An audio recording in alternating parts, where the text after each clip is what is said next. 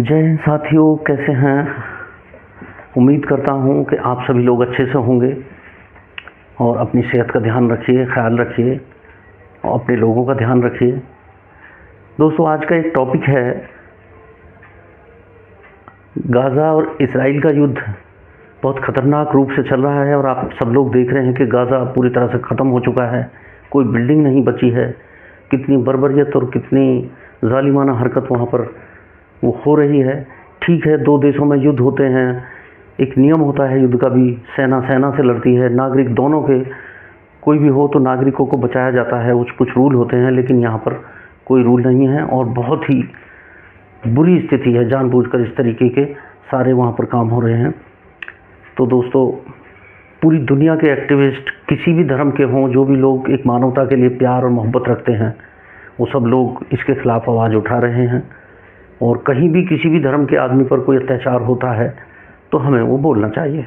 एक इंसान का इंसान से रिश्ता है, धर्म का एक अलग बात है, लेकिन कोई धर्म ये नहीं कहता कि किसी पर अत्याचार करो। तो दोस्तों, टॉपिक ये है कि सबसे पहले फ्रांस ने आज से 3 महीने पहले ये घोषणा की थी कि अगर युद्ध नहीं रुका तो हम फ़लस्तीन को एक देश के रूप में मान्यता दे देंगे, और वो फ्रांस ने कर भी दिया। सबसे पहला कदम फ्रांस ने उठाया है, फिर बाकी देशों ने, क्योंकि इसका हल ये नज़र आ रहा है, 2 स्टेट थ्योरी के अलावा कोई हल नहीं है।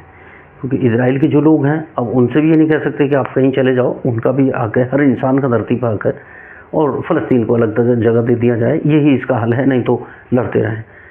क्योंकि किसी बहुत बड़े फिलोसफर ने कहा है कि अगर अपनी ज़िंदगी को खूबसूरत और अच्छा बनाना है तो दोस्तों माजी को भूलना पड़ता है। ये बात सिर्फ एक इंसान के लिए नहीं, पूरे वर्ल्ड के और पूरे सबके लिए ये बात लागू होती है, हर देश के ऊपर लागू होती है। जितने भी आज दुनिया में विवाद चल रहे हैं वो सिर्फ इसलिए हैं कि हर आदमी पीछे की तरफ झांक रहा है कि ये 100 साल पहले ये जगह हमारी थी, 200 साल पहले हमारी थी, 500 साल पहले हमारी थी। भाई, आप कहाँ तक इस सालों को गिनोगे? 1000 साल पहले किसी और की थी, 5000 साल पहले कोई और थे। तो इसलिए सभी इंसानों को रहने का हक है, और दुआ करें सबके, पूरी दुनिया के और हर धर्म के आदमी पूरे प्यार से, मोहब्बत से हैं। तो खैर, टॉपिक दूसरा हो गया। बात इस वीडियो में ये हो रही थी कि हमारे निज़ामुद्दीन औलिया महबूब इलाही जो दरगाह है निज़ामुद्दीन में, किसी तारुफ के मोहताज नहीं है, बच्चा बच्चा उनको जानता है। तो दोस्तों, जितने भी दुनिया में महापुरुष, औलिया इकराम, बड़े बड़े साइंटिस्ट जितने आए हैं, जिन्होंने पूरा इंसानियत के लिए कुछ करके दिखाया है, बहुत बड़े बड़े काम, अपने आप को उन्होंने फना कर दिया और इंसानियत की, मानवता की सेवा में उन्होंने अपने आप को निछावर कर दिया। तो ऐसे ही महबूब इलाही निज़ामुद्दीन औलिया हैं। आज से लगभग 700 साल पहले वो यहाँ आए और फिर प्यार और मोहब्बत का उन्होंने पाठ दिया। तो अभी पिछले दिनों 26 जनवरी 2025 को हमारे देश में फ्रांस के राष्ट्रपति उस प्रोग्राम में आए और उन्होंने, कुदरत को क्या मंजूर था कि उन्होंने इच्छा जाहिर की कि हम निज़ामुद्दीन औलिया की दरगाह पर जाएंगे। तो बड़े लोगों का ऐसी कुछ नहीं होता, वो कुछ ना कुछ वजह होती है, वो इतिहास को सब जानते हैं। तो निज़ामुद्दीन औलिया की दरगाह पर वो आए और बहुत ही आध्यात्मिक तरीके से, बहुत ही मतलब सुकून से उन्होंने वहाँ दीदार किए, और जो सूफ़ी कलाम का, उन्होंने सूफ़ी कलाम को अच्छे से सुना, समझा। तो दोस्तों, लोग कहते हैं कि भाई बुज़ुर्गों के पास अगर आप जाओगे तो कुछ अच्छी चीज़ लेकर आओगे। तो इसलिए ये वीडियो बनाई कि शायद वो नज़र करम उन पर हो गई कि भाई एक अत्याचार के ख़िलाफ़ उन्होंने, अब पहले यूरोप कंट्री हैं जो नाटो के हिस्सा हैं और नाटो सदस्य हैं, और पहली बार किसी नाटो देश ने इतना कहा 3 महीने पहले कि हम देश को दर्जा दे देंगे, और सबसे पहले उन्होंने फ़लस्तीन को एक दूसरे देश के रूप में दर्जा दिया। उसके बाद फिर दूसरे देशों ने, आज तो काफ़ी देशों ने दर्जा दे दिया है, और पूरी दुनिया के एक्टिविस्ट, ग्रेटा थनबर्ग और हर देश से, वो क्रिश्चियन हैं वहाँ पर, तो वो लोग आज गाज़ा के लिए आ रहे हैं कि भाई मानवता को बचाया जाए और ये जो युद्ध चल रहा है ये जल्दी से जल्दी ख़त्म हो।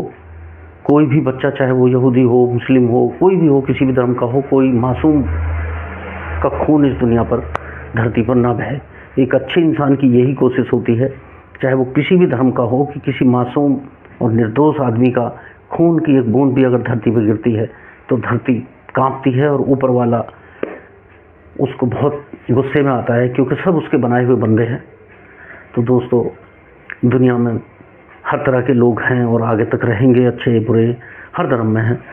तो दोस्तों, कहने का मतलब यही था कि इस वीडियो में कि बुज़ुर्गों से जुड़िए, अच्छे लोगों से जुड़िए, चाहे वो किसी भी धर्म के हों, क्योंकि एक उनके पास में पॉजिटिव एनर्जी होती है और पूरी दुनिया में एनर्जी का खेल है, पूरे ब्रह्मांड में एनर्जी का खेल है, पूरी दुनिया संतुलन पर चल रही है, सारी चीज़ें अपने अपने निज़ाम चल रहा है। पृथ्वी, आप सोचेंगे तो सोचकर दंग रह जाएंगे कि पृथ्वी हम 1,00,000 किलोमीटर प्रति घंटा की रफ्तार से पृथ्वी सूर्य का चक्कर लगा रही है और अपनी धुरी पर 1600 किलोमीटर प्रति घंटा के हिसाब से घूम रही है और हमको पता भी नहीं चल रहा। जितनी देर में आपने ये वीडियो देखी है, आप लाखों किलोमीटर दूर मतलब कई सौ किलोमीटर दूर निकल गए बैठे बैठे। कितना बड़ा निज़ाम है। तो कुदरत को समझें, आध्यात्मिक दुनिया को समझें। दोस्तों, फिजिकल वर्ल्ड में हम रहते हैं और चीज़ें अपनी आंखों से होती हुई दिख रही हैं, ये हुआ तो ये हो गया, ये हुआ तो ये हो गया, लेकिन इसके परे भी एक दुनिया है जिसे हम आध्यात्मिक दुनिया कहते हैं, और सूफियाना स्पिरिचुअलिटी। जब तक वो इंसान नहीं समझेगा तब तक वो बस इन्हीं चीज़ों पर अंदाज़ा लगाता रहेगा कि इसके करने से ऐसा हो गया, इसके करने से ऐसा हो गया। तो आज तो बहुत सारे ऐसे वैज्ञानिक हैं जिन्होंने ये साबित कर दिया कि भाई इस दुनिया को कोई चला रहा है, ये सब कुछ अपना आप नहीं हो रहा। ये परमाणु, कितनी छोटी इकाई है परमाणु, जिसे हम आंखों से भी नहीं देख सकते, और उसके भी अंदर फिर एक न्यूक्लियस होता है, केंद्र होता है, वो खाली है। इतनी छोटी चीज़ और अंदर से फिर 90% लगभग खाली है, 80%, और उसके अंदर फिर न्यूट्रॉन, प्रोटॉन, इलेक्ट्रॉन, वो खाली। और अभी वैज्ञानिकों ने जो अध्ययन किया, पूरी दुनिया उसमें चौंक गई कि भी वो वहाँ भी हलचल हो रही है, न्यूट्रॉन प्रोटॉन चक्कर लगा रहे हैं। तो ये सब चीज़ें सोचने की बातें हैं। तो मैं तो यही कहूँगा कि भाई अच्छी शुरुआत हुई है और यूरोप कंट्री से शुरुआत हुई है। सभी लोग दुआ करें कि सबके हक़ में, हर इंसान के हक़ में, कि हर जगह ये झगड़े फसाद, सोच के देखिए फ़लस्तीन में क्या होता होगा जब एक ऊपर से बम गिरता है और पूरा घर उड़ जाता है, बच्चों के चीथड़े इंसान उड़ जाते हैं ऊपर से। तो बड़ा जुल्म हो रहा है। समझना चाहिए जो लोग, जो शक्तियाँ ये कर रही हैं, उसमें सब यहूदी नहीं हैं। तो विवाद क्या है, मैंने वीडियो में बीच में कहा था कि सिर्फ विवाद है पीछे अतीत में जाना। दोस्तों, जब कोई इंसान अतीत में ही घूमता रहेगा, मेरा वो नुकसान हुआ, मेरा उससे झगड़ा हुआ, मेरे माँ बाप ने ये किया, मेरे भाई ने ये किया, वो अपनी ज़िंदगी को अच्छी बना ही नहीं सकता। तो दुआ करें कि सब लोग प्रेजेंट में जिएं और आगे की सोचें, और आज की जो खुशियाँ हमें दुनिया में, खूबसूरत दुनिया मिली है, इसको अच्छे से जी कर जाए। तो कहना यही था कि भाई उनका बहुत बड़ा, फ्रांस के जो राष्ट्रपति हैं एमेनुएल मैक्रोन, बहुत अच्छा कदम उन्होंने उठाया और किसी तरह से ये शांति हो जाए, दुआ करें। तो और जो बुजुर्गान हैं, सूफ़ी हैं, जो ऐसी जगहें हैं जहाँ पर ये सब, ऐसी बात नहीं है कि इतने इतने दिनों से आज तक वहाँ मेला लगा हुआ है, लोग आ रहे हैं जा रहे हैं, तो वहाँ जाकर के सुकून के लिए थोड़ी देर बैठें और महसूस करें कि आध्यात्मिक दुनिया क्या है और मानवता की सेवा सबसे बड़ा धर्म है।